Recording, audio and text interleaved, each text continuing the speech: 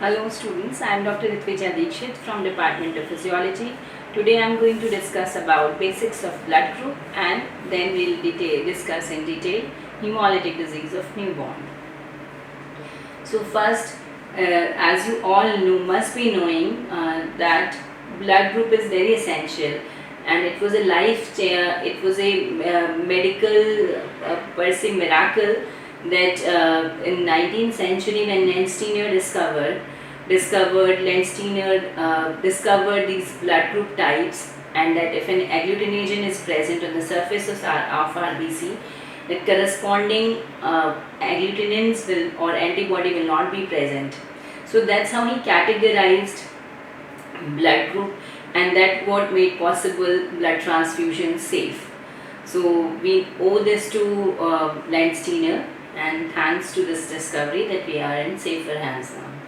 So this Landsteiner law is very important. It states that if an agglutinogen is present on the surface of RBC, corresponding agglutinin must be absent from the plasma. And if an agglutinogen or antigen is absent from the surface of RBC, its corresponding agglutinin or antibody must be present in the plasma. So these are the two very important laws which an undergrad student must be very thorough with and should always remember these laws. Now coming to RH incompatibility. As you know that with A blood group and B blood group, that RBC and RBCs must be having antigen either A or B if B blood group is there, and AB if AB blood group, the person is of AB blood group, then both antigen must be there on RBC surface, and corresponding antibody must be absent, means that A blood group person will have A antigen over RBC while antibody B will be present in the plasma of that person.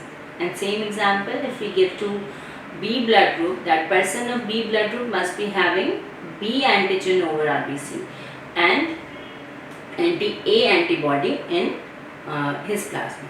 While AB blood group B person will have both antigen A and B over his RBC surface, and both antibodies will be absent from the plasma.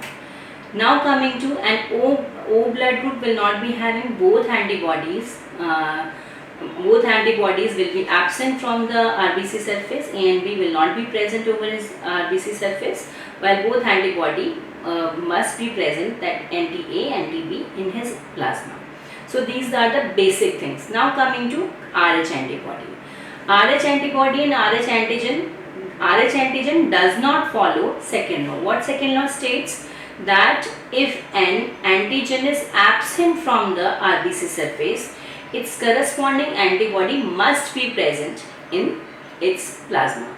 So what if when we say that RH antigen does not follow second law, it means that a negative person who does not have RH antigen over RBC surface of his over RBC surface, then antibody should be present. This is second law states. But as we know that RH antigen does not follow, it means that if a negative person is there, his RBCs won't be having RH antigen, and his plasma will also not be having anti-RH antibody, or we call it anti-D antibody also, because it is the RH antigen have 4 types and D is most common. So his plasma won't be having any RH antibody too in a natural stage. So this is the second law which RH antigen is not following. This forms the basis of RH incompatibility, and this is a very important topic for a very small topic too, and where it is very clinically relevant also.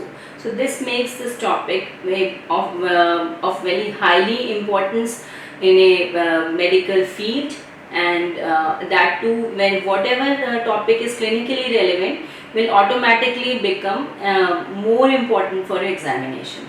Now coming to this RH incompatibility and hemolytic disease of newborn. Students usually get confused about what is hemolytic disease of newborn, what is RH incompatibility, what is erythroblastosis fetalis, and what is hydrops fetalis. Actually, these are the terms not synonymous, but they are interconnected with each other. First, coming to RH incompatibility. Incompatibility means they are not suiting to each other. So, RH blood group of mother and fetus are not compatible with each other. So, RH incompatibility is a term relating to cause of this. And these hydrops fetalis, erythroblastosis fetalis, or hemolytic or disease of newborns are presentation because of this cause. This concept should be very clear. What you need to write, almost answer formation will be the same, but RH incompatibility is the cause and these are presentations. So if the question is of RH incompatibility, you need to write all others, these terms also, but first start with RH incompatibility. So what was the pathology of RH incompatibility? That first you need to remember that for like question purpose, question papers do confuse you while giving clinical problems, that they can deviate from they can say you that that if mother is RH positive, fetus is RH negative. तो ऐसे questions में आपको examiner से confuse करने की कोशिश करते हैं. तो आपको फर्स्ट कंडीशन RH इनकम्पैटिबिलिटी की याद रखनी है कि it is foremost important and it is the most important और first condition of RH incompatibility, that mother should be negative. If RH negative mother, whatever is AB status is, if RH mother is RH negative is the first condition. And second condition is fetus should be RH positive. Fetus, the baby she is carrying, should be RH positive. So what is happening, that mother who have RH negative blood group, as second law states that, its second law exception states that mother should not be having any RH antibody. But as baby is RH positive, his RBC or her RBC must be having RH positive antibody antigen over the RBC surface. Is it clear? So RH antigen which is present in fetus RBCs and antibodies and antigen both are absent in mother blood. So during the first pregnancy, baby is totally safe, nothing is going to happen because of placental barrier and because of absence of any kind of body of RH, there will be no transfer. And there is another question arise, we will discuss in later, that why ABO incompatibility is not happening in pregnancies. We will discuss it later, but it is again the most common query which should arise after discussing this. So what is happening during the time of birth, when there is placental eruption or placenta is detaching from endometrium of mother's fetus. So what is happening, there is little breakage of that barrier. This barrier breakage will lead to little mixing of fetus blood into mother's blood, mother's circulation. So few of fetal RBCs which have RH antigen will goes to mother's circulation. What is going to happen if something foreign came to circulation, that RH antigen mother's negative blood is not familiar with, it is going to cause immunogenic reaction. So during the time of birth, mother blood is exposed to RH antigen. Now after few days or few 7 to 2 hours, this immunogenic reaction will lead to formation of antibodies against RH antigen, and these antibodies will stay there for long, and then they'll also go into long-term memory. So when second pregnancy with the positive fetus, RH positive fetus is happening to same mother who is RH negative, then what is going to happen? These antibodies which are formed after RH antigen exposure to first fetus, exposure of that blood of first fetus to mother, there will be antibodies against RH antigen, and unfortunately these antibodies are of IgG type. IgG type antibodies are smaller in size and they can easily cross placental barrier and destroy and goes to fetal circulation and destroy his RBCs by hemolysis. So second pregnancy will be unsafe because of this IgG antibodies present in mother will go and will pass from placental barrier from mother to fetus and cause hemolysis in fetus. So this hemolysis which is happening intrauterine in fetus will lead to various kind of presentations. First is hemolytic disease of newborn. Hemolysis matlab it is self-explanatory. Hemolysis means that RBCs are breaking up, and that whole combination of various symptoms which is happening because of hemolysis will be known as that disease combination will be known as hemolytic disease of newborn. What hemolysis will lead to? Hemolysis will lead to jaundice. Excessive hemolysis means excessive breakage of RBCs. There will be more amount of bilirubin formed and liver is little immature, so there will be jaundice. There will be swollen fetus. बच्चा जो fetus है, it will be edematous. This edematous condition is known as hydrops fetalis, and because of excessive hemolysis, there will be erythroblast, premature or precursors of RBCs will be present in his circulation. So erythroblast will be present in his peripheral blood smear. So this condition will be called as erythroblastosis fetalis. So these are the various presentations of RH incompatibility, and then if bilirubin is very high, then it can lead to damage of basal ganglia, and that condition is known as curd icterus. And even fetus can born like intrauterine death even can occur, and fetus will be recurrent abortion could be there if mother had been exposed to this condition, that first fetus was positive, and then subsequent pregnancies will be lost.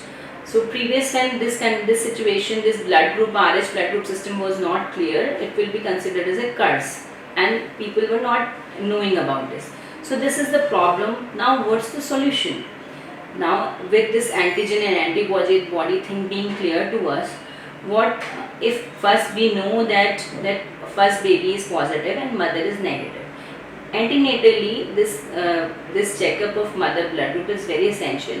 If mother is negative, antenatal checkups may, so we as a physician should be warned about it. The moment baby is born, check his blood group or her blood group. If it comes out negative, nothing we need to do, because there will be no antigenic stimulation to mother circulation. But if baby is RH positive, the newborn is RH positive and it's the first baby, then we need to put anti-D injections to mother. What this anti-D antibodies will do? Anti-D antibodies which we are going to inject within 72 hours of the birth, they are going to destroy those antigen RBCs, those antigen RH antigen which had been transformed from baby to mother will be neutralized and will be removed from the circulation. So mother's immunogenic reaction won't even start. So that will lead to no production of antibody, automatic antibody production won't be there in mother circulation. So this will lead to safe second pregnancy. Now coming to the question I have asked in between, that why ABO incompatibility is not happening in pregnancies. For example, if mother is A, blood group is A and baby is B, mother must be having anti-B antibody, anti-B antibody plasma are there, while baby is B positive. His or her RBC have B antigen over his RBC. So what if these anti-B antibodies from mother circulation will transfer to baby circulation as it was happening in second pregnancy in RH case? Thankfully, this is not the case, because these anti-B and anti-A antibodies are in mother circulation or in everybody's circulation are of IgM type, and IgM type have little larger in size. They are larger in size, so they can't be transferred from placental barrier to fetus. So this bigger size will is of benefit. Otherwise, if they would have been of IgG type, every pregnancy was at risk.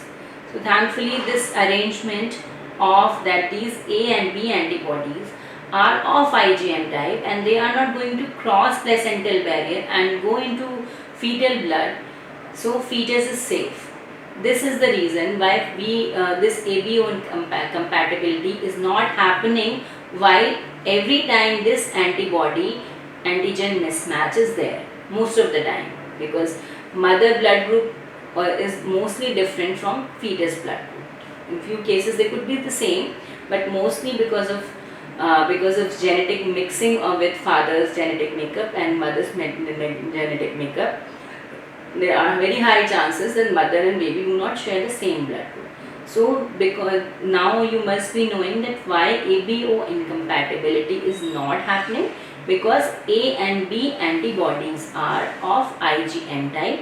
And why why RH incompatibility is happening? Because in first pregnancy, thankfully, why it is not happening in first pregnancy? Because there was no antibody present in